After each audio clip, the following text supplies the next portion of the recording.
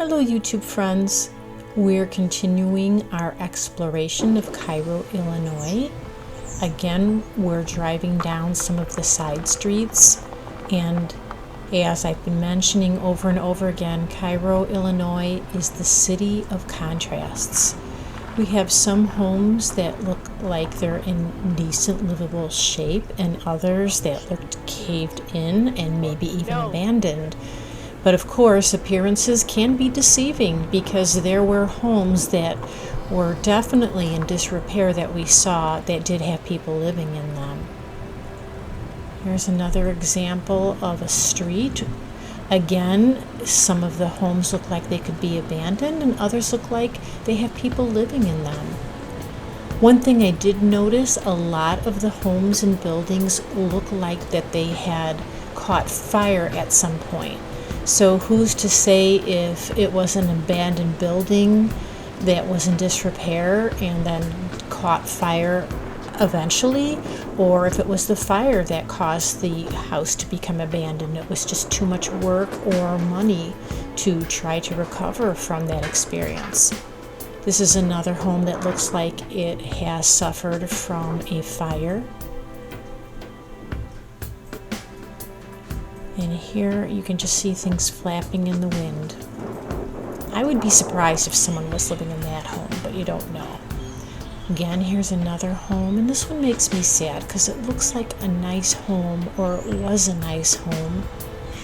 And maybe it was fire that pushed people out of here. We're going to take a closer look and see what we can see. Some of the inner workings, a little bit of the roof.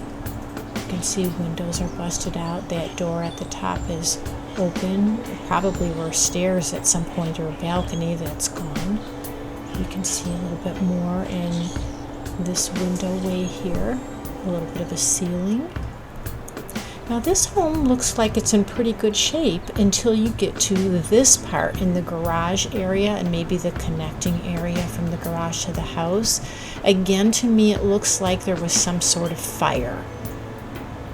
Again, it's hard to say what came first, the abandonment or the fire. But it looks like charred ceiling or roof to me here. This is the garage. And this is how things are left. So for all I know, there are people still living in there. There are a lot of materials left behind. It just is hard for me to fathom that people could have so many personal materials and just not take them with.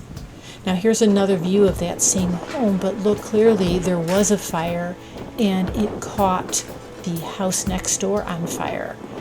Hard to say again if someone's living here. It's a nice looking home.